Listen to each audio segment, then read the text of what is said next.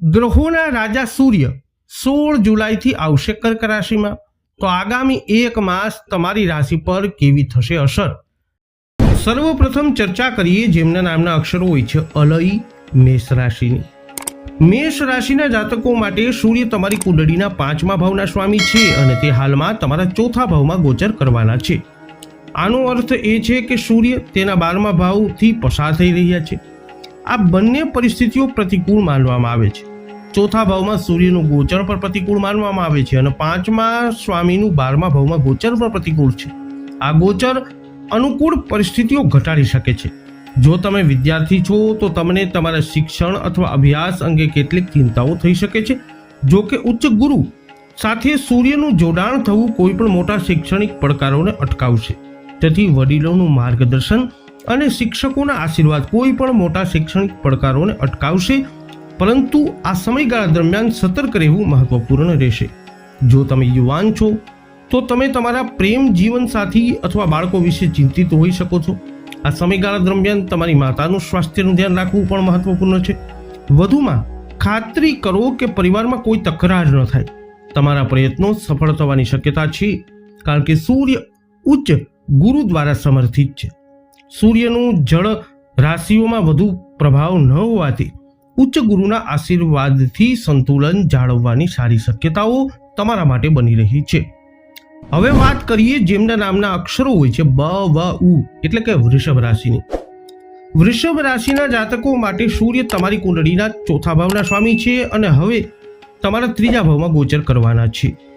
સૂર્યનું આ મહત્વપૂર્ણ ગોચર 3જા ભાવમાં સામાન્ય રીતે સકારાત્મક પરિણામો લાવતું માનવામાં આવે છે, ત્યારે કર્ક રાશિ જળ રાશિ હોવાથી તેના સંપૂર્ણ પરિણામોમાં અવરોધ આવી શકે છે। તેમ છતાં સૂર્ય અને ગુરુની યુતિ તમારા આત્મવિશ્વાસને વધારશે। તમારી આસપાસના લોકો તમને ટેકો આપતા જોવા મળશે। જો કે થોડી ખચકાટ સાથે તમે તમારી યોજનાઓમાં પણ સફળતા મેળવશો। જો કે મુસાફરી ફાયદાકારક રહેશે। તમે તમારી મુસાફરી દરમિયાન સાવધાની રાખજો તો પરિણામો વધુ સારા રહેશે। ખાસ કરીને જો તમે જાતે વાહન ચલાવો છો તો વાહન ચલાવતી વખતે સાવચેત રહેવું। આ ગોચર સારા સમાચાર પણ લાવી શકે છે અને તમારું સારું વર્તન તમારા પડોશીઓ સાથેના તમારા સંબંધોને સુધારવામાં મદદ કરી શકે છે। હવે વાત કરીશું જેમના નામના અક્ષરો હોય છે કચ્છ ગ મિથુન રાશિની। તો મિથુન રાશિના લોકો માટે સૂર્ય તમારી કુંડળીના 3જા ભાવના સ્વામી છે અને 2જા ભાવમાં ગોચર કરવા જઈ રહ્યા છે। સામાન્ય રીતે 2જા ભાવમાં સૂર્યનું ગોચર સારું પરિણામ આપતું નથી। વધુમાં સૂર્ય કર્ક રાશિમાં પણ ગોચર કરી રહ્યા છે, જે બંને પ્રતિકૂળ માનવામાં આવે છે। પરિણામે સૂર્ય નાણાકીય બાબતોમાં કેટલીક મુશ્કેલીઓ ઊભી કરી શકે છે। જો કે આ મુશ્કેલીઓ નોંધપાત્ર રહેશે નહીં કારણ કે ઉચ્ચ ગુરુ ધનના કારક હાલમાં ધનના ભાવમાં સ્થિત છે। સૂર્ય હજુ પણ તેમની અનુકૂળ નાણાકીય પરિસ્થિતિને વિક્ષેપિત કરી શકે છે, તેથી આ ગોચર દરમિયાન નાણાકીય બાબતોમાં સાવધાની રાખવાની જરૂરત રહેશે। પરિવારના સભ્યો વચ્ચે નાના મોટા મતભેદો થઈ શકે છે। તેમની વચ્ચે ભાવનાત્મક અસંતુલન દેખાઈ શકે છે। આવી સ્થિતિમાં તમારે ઓછામાં ઓછું ખાતરી કરવી જોઈએ કે તમારી વાણી સભ્ય અને સૌમ્ય રહે, નહીં તો તમારા શબ્દોનું ખોટું અર્થઘટન થઈ શકે છે। આનો અર્થ એ છે કે પરિવારના કોઈ સભ્ય તમારા હેતુથી અલગ રીતે અર્થઘટન કરી અને તમારાથી ગુસ્સે થઈ શકે છે। ચોક્કસ સાવચેતી રાખીને ગુરુ સૂર્યના નકારાત્મક પ્રભાવોને ઘટાડવાનો પ્રયત્ન કરશે અને તમે તમારા નાણાકીય અને પારિવારિક બાબતોને સંતુલિત કરી શકશો। જેમના નામના અક્ષરો હોય છે ડ અને હ કર્ક રાશિની।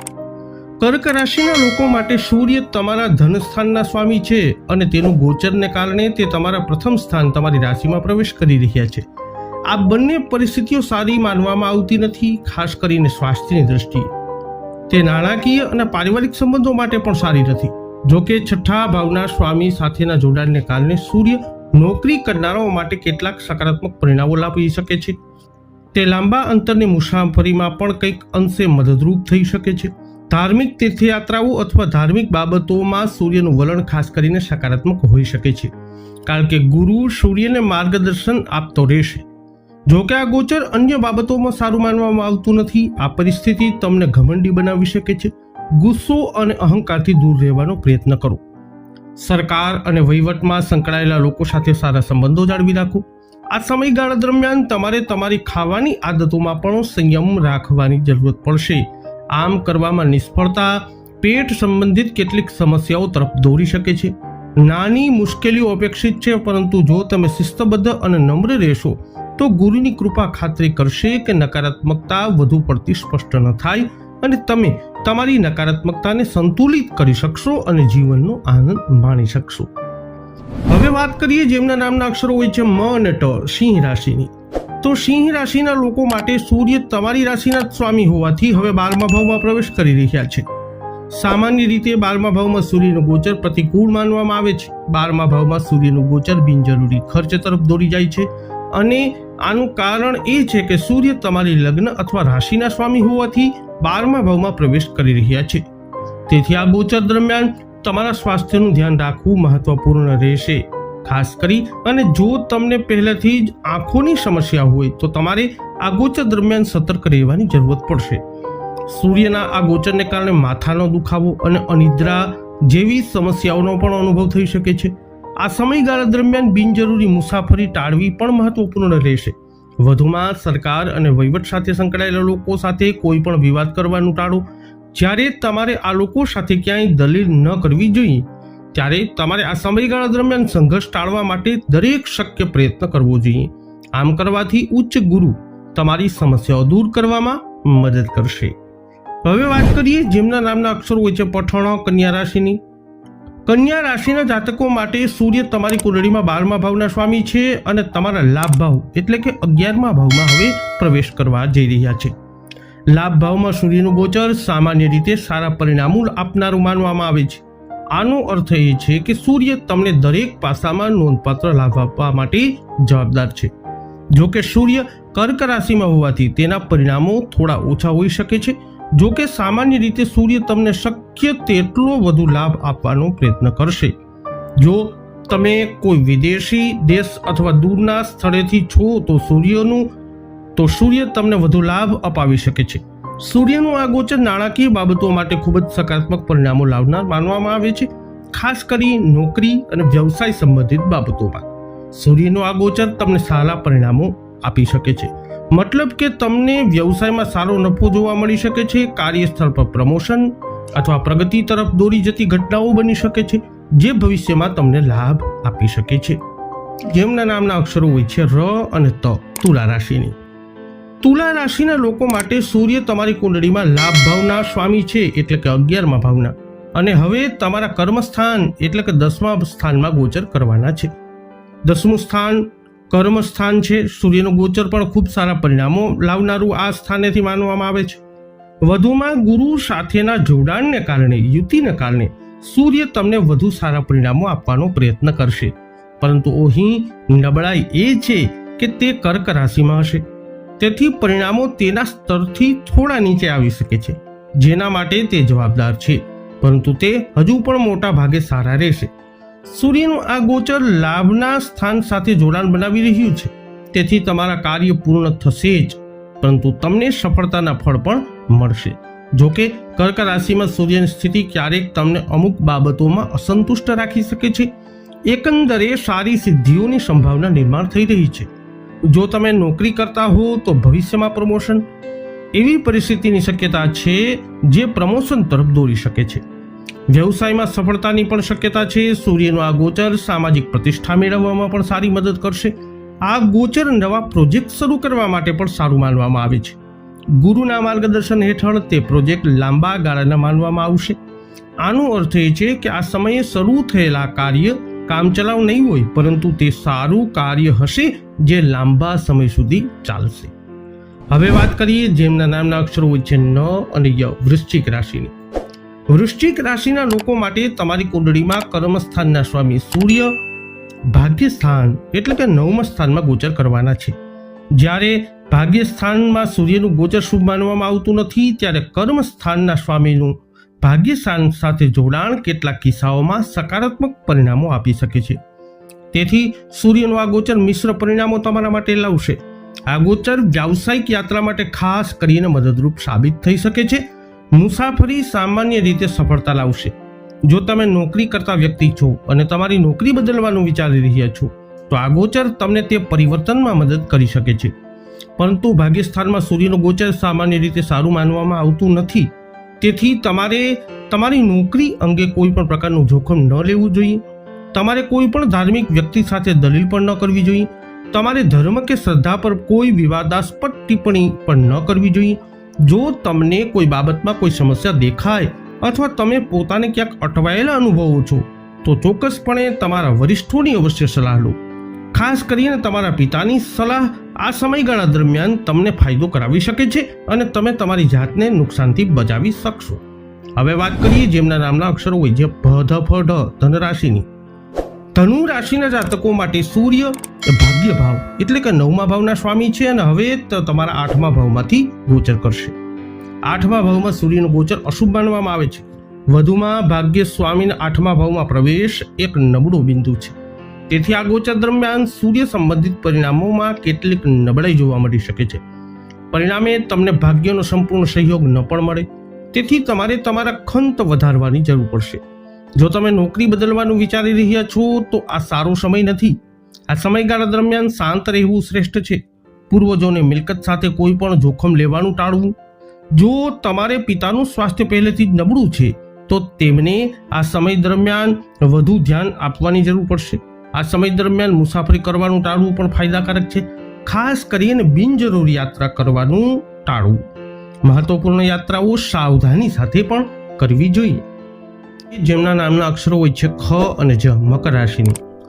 મકર રાશિના લોકો માટે સૂર્ય તમારી કુંડળીના 8મા ભાવના સ્વામી છે અને હવે તમારા 7મા ભાવમાં ગોચર કરવાના છે. 7મા ભાવમાં સૂર્યનું ગોચર શુભ માનવામાં આવતું નથી. વધુમાં 8મા ભાવના સ્વામીનો 7મા ભાવમાં પ્રવેશ એ ભાવ સંબંધિત પરિણામોને નબળા બનાવી શકે છે. જો કે ઉચ્ચ ગુરુ પહેલાથી જ 7મા ભાવમાં છે જે સૂર્યની નકારાત્મકતાને નિયંત્રિત કરવામાં મદદ કરશે. તેમ છતાં પરિસ્થિતિઓ પ્રમાણમાં નબળી રહી શકે છે.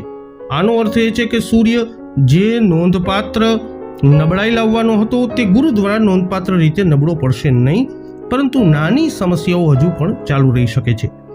ખાસ કરી અને જો તમે પરિણીત છો તો તમારા જીવન સાથીના સ્વાસ્થ્યનું ધ્યાન રાખવું જરૂરી છે.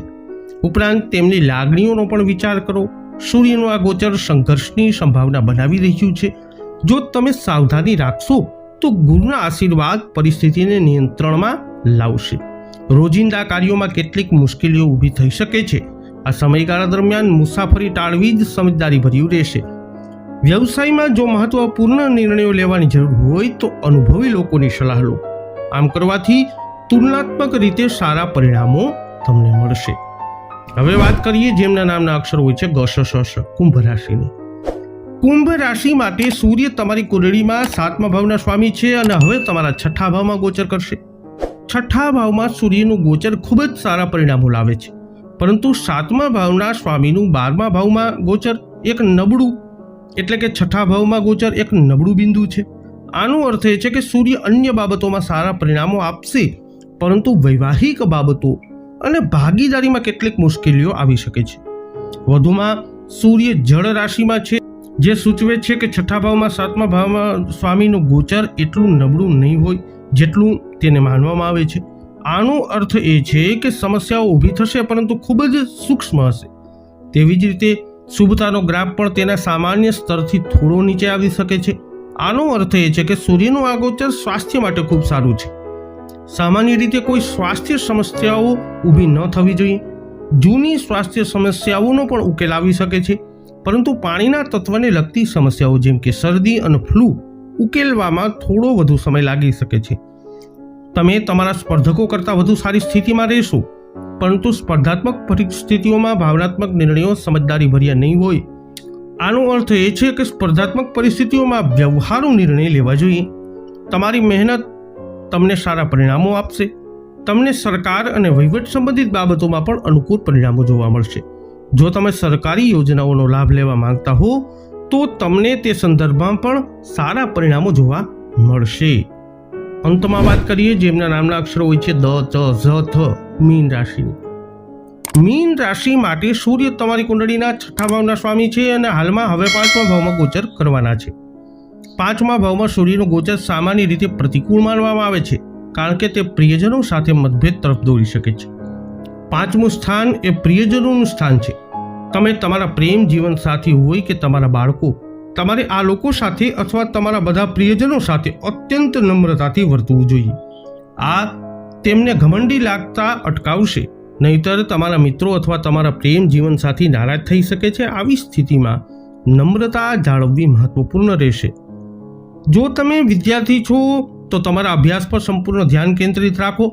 ફક્ત આમ કરવાથી તમે તમારા શિક્ષણમાં શ્રેષ્ઠતા મેળવી શકશો અને ગુરુ પણ તમને આ બાબતમાં મદદ કરશે. ઉચ્ચ ગુરુ તમારા 5મા ભાવમાં ગોચર કરી રહ્યા હોવાથી વિષય પર તમારું ધ્યાન કેન્દ્રિત રાખવાથી ઉત્તમ પરિણામો મળશે. જો કે જો તમારું ધ્યાન ડગમગી જાય તો ગુરુ પણ મદદ કરી શકશે નહીં. આનો અર્થ એ છે કે સાવધાની રહેવાની સાથે સાથે ગુરુ સૂર્યની નકારાત્મકતાનો શાંત કરવામાં મદદ કરશે, જેનાથી સારા પરિણામો મળશે.